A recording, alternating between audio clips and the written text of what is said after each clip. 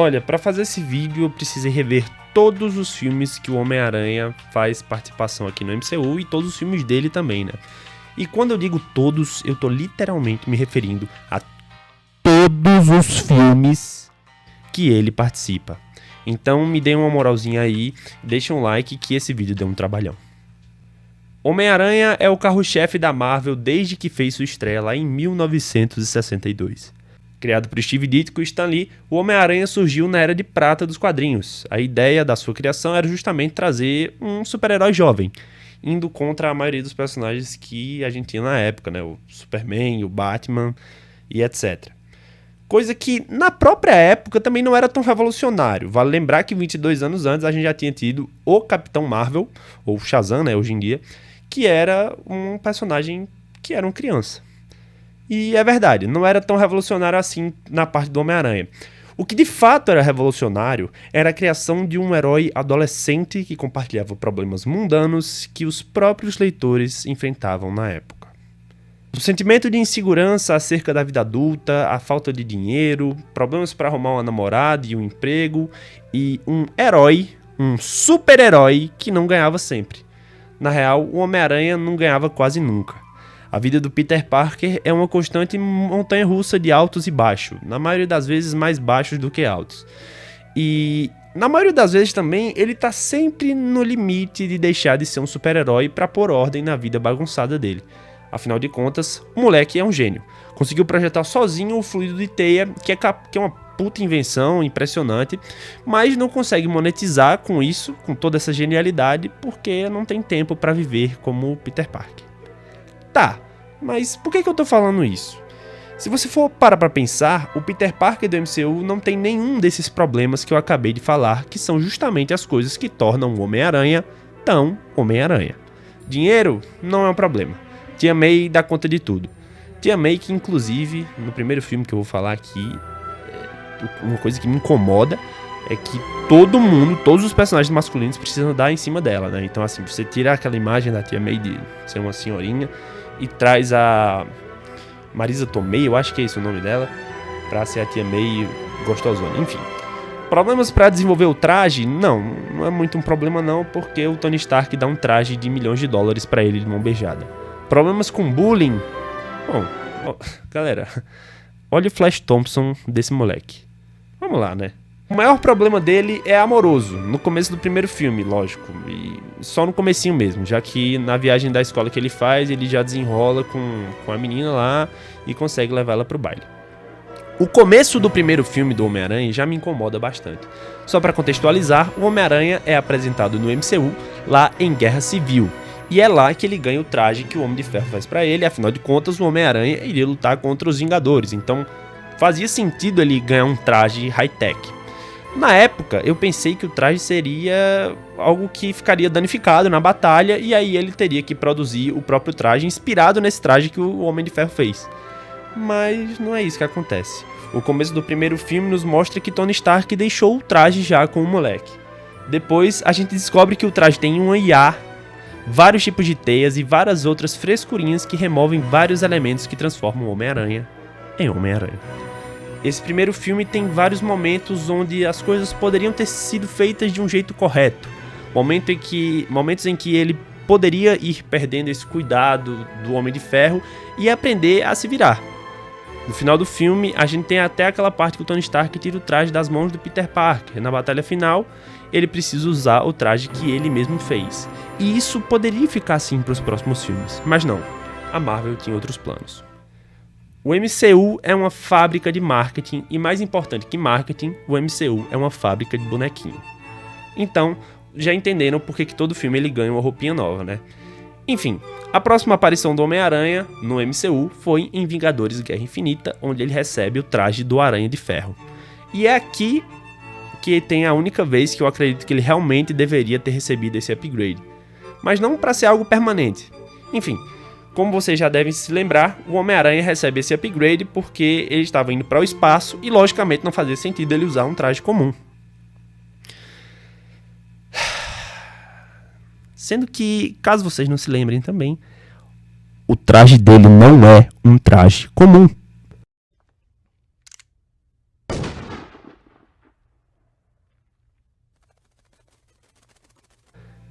Enfim, vamos acelerar um pouco as coisas aqui. O Homem-Aranha vai pro espaço, o Homem-Aranha toma um cacete do Thanos, o Homem-Aranha fica na merda e o Homem-Aranha é apagado da existência.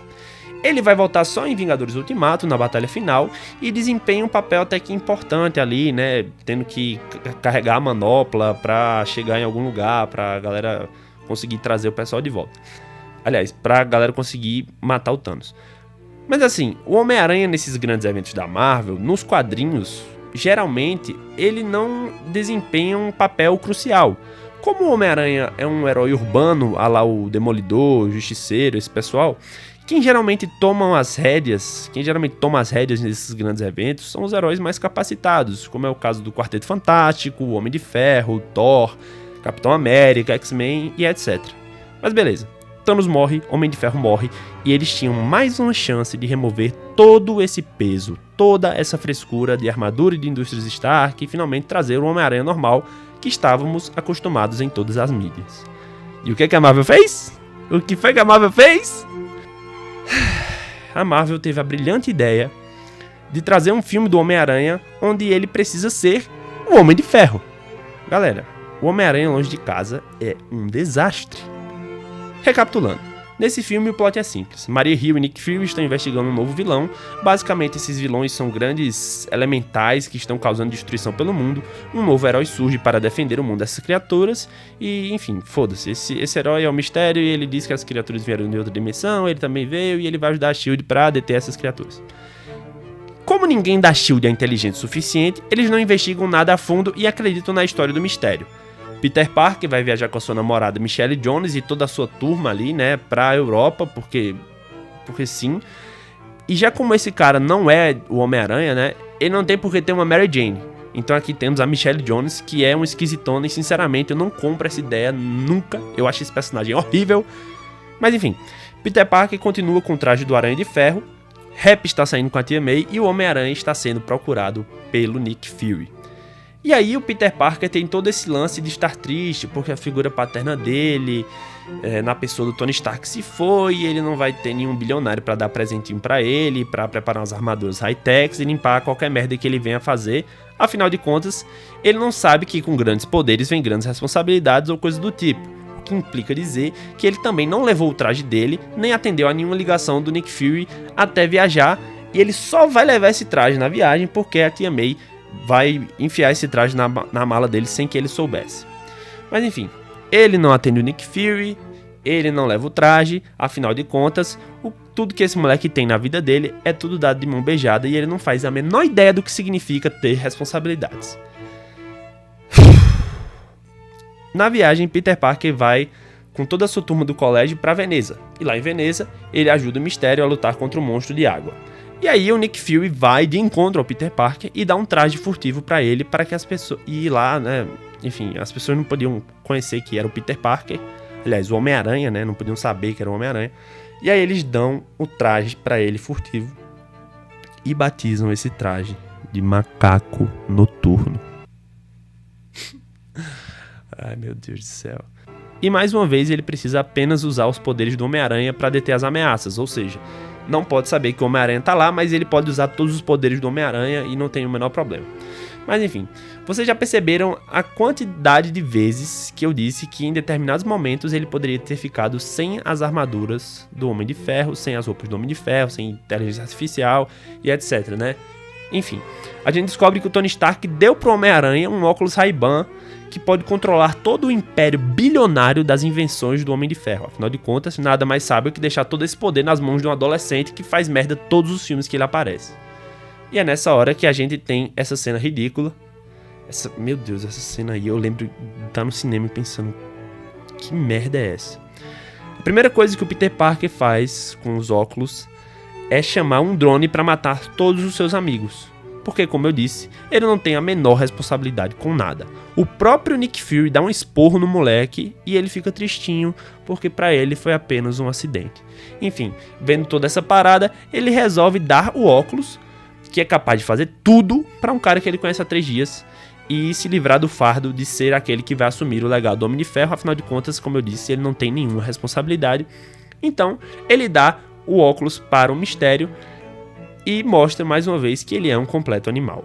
Mistério, obviamente, trai o Homem-Aranha, porque, pelo visto, o Tony Stark apenas usou várias pessoas para se tornar Homem de Ferro, mesmo a gente tendo assistido todos os filmes do Homem de Ferro e visto que era ele que fazia as próprias armaduras e ele que construiu o Império, porque ele era um gênio.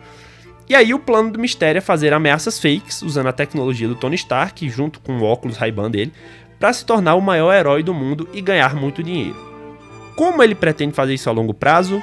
Como ele pretende esconder essa farsa por tanto tempo? Porque todo o time dele não foram simplesmente criar suas próprias empresas, já que eles são tão inteligentes e geniais? Eu não faço a menor ideia. Peter descobre a farsa sem querer, Michelle Jones, que eu recuso a me chamar de MJ, descobre que ele é o Homem-Aranha, afinal de contas, fazer uma roupa nova e continuar usando os mesmos poderes, obviamente iria ser óbvio que se tratava do Homem-Aranha, apenas com roupa diferente. E ele vai correndo contar pra Nick Fury toda a farsa e toma um cacete do Mistério e vai parar na Holanda. Por quê? Não sei. Ele é atropelado por um trem e vai parar na Holanda. Mas como esse Homem-Aranha não pode ficar sem alguém pra salvar a pele dele, o Rap vai com um avião que, vejam só, tem uma fábrica de trajes do Homem-Aranha.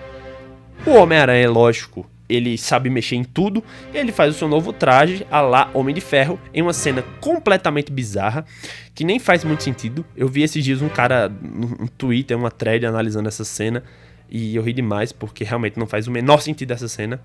Enfim, no final do filme, Homem-Aranha com seu traje novo, salva o dia, Mistério morre, e no final do filme temos a primeira cena desse Homem-Aranha balançando nos prédios de Nova York.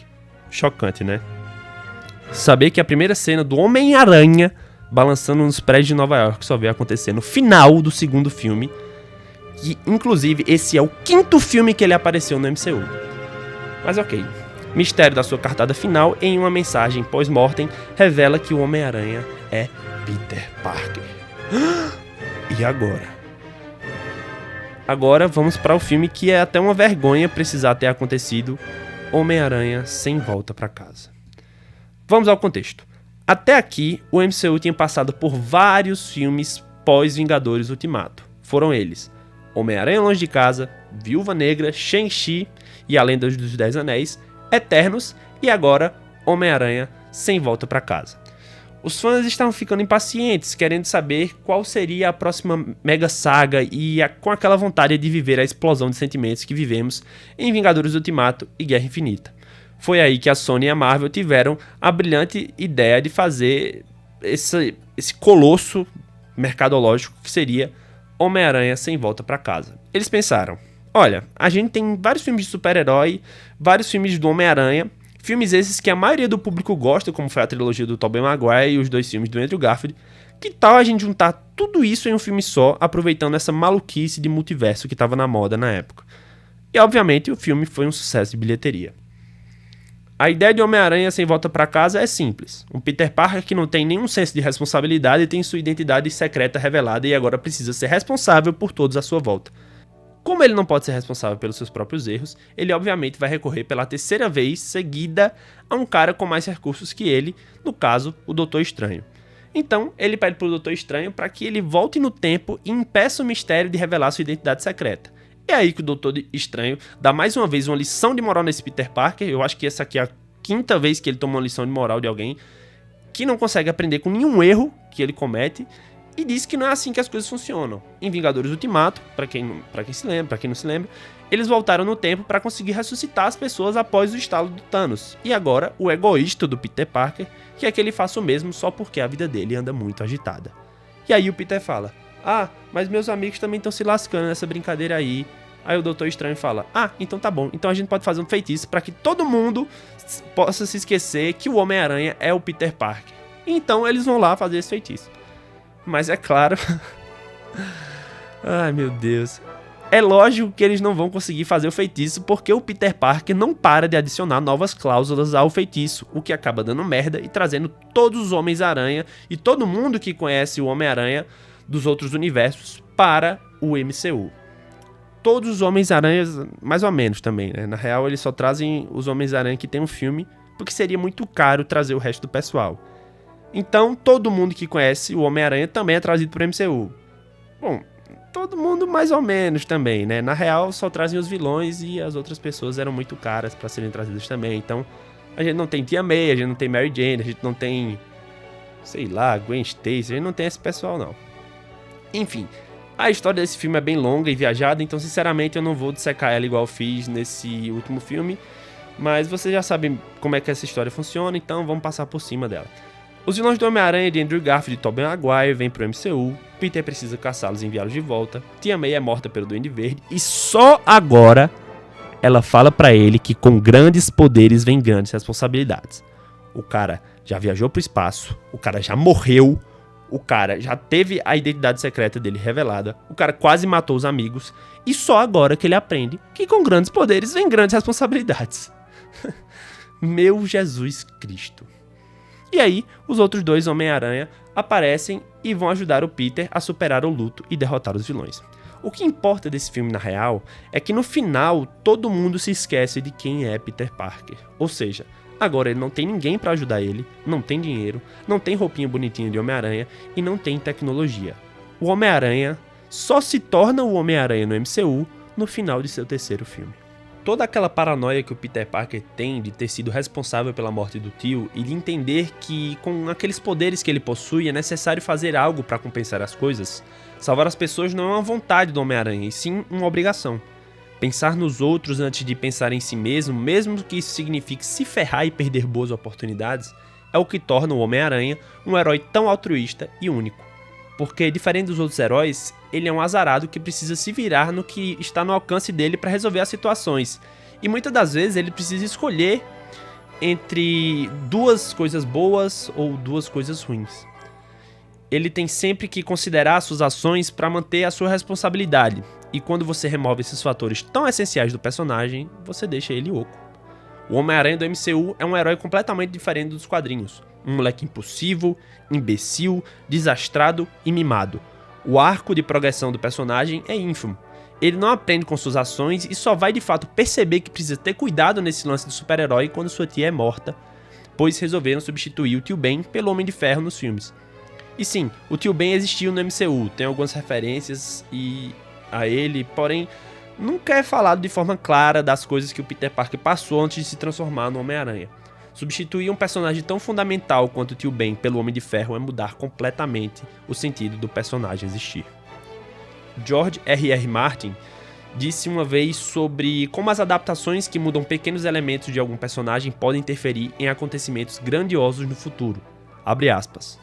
A lição é que uma mudança gera outra, e até mesmo pequenas e aparentemente insignificantes alterações em uma linha do tempo, ou em uma história, podem ter efeito profundo em tudo o que vem depois. George R.R. Martin, para quem não sabe, é o escritor de Game of Thrones, e deu essa declaração após a série ter removido uma escolha que uma personagem precisaria fazer. A escolha em questão era de qual dos dois filhos ela gostaria que fosse morto. Ao remover essa escolha, lá na frente, algumas ações que seriam tomadas pelo ressentimento que a escolha traria precisariam ser novamente justificadas ou removidas. A escolha de fazer essa muleta pro Homem-Aranha para que ele sempre tivesse alguém para limpar sua bunda sempre que fizesse merda custou caro pro desenvolvimento do personagem nos cinemas. Porém, agora temos uma nova chance. Homem-Aranha é um novo dia que promete retornar com o personagem para suas origens urbanas e com aventuras mais contidas estreia em 2026, e o que a gente já sabe é que vai ser um filme mais contido, com a presença de personagens como o Justiceiro e o Hulk, e sinceramente eu não sei como eles vão fazer essa história, mas só de saber que veremos um Peter Parker mais responsável já me deixa mais animado. Quando o filme sair, eu volto aqui pra falar o que eu achei. Bom, o vídeo de hoje foi esse. Tô testando esse novo formato de vídeo mais documentário. Digam aí nos comentários o que vocês acharam. Se gostaram, deixe o gostei, porque deu muito trabalho pra fazer esse vídeo aqui, tá? Me sigam no Instagram, tô sempre postando conteúdo de vídeos curtos e resenhas dos quadrinhos que eu tô lendo. Veja os últimos vídeos aí do canal. E é isso, um forte abraço e valeu!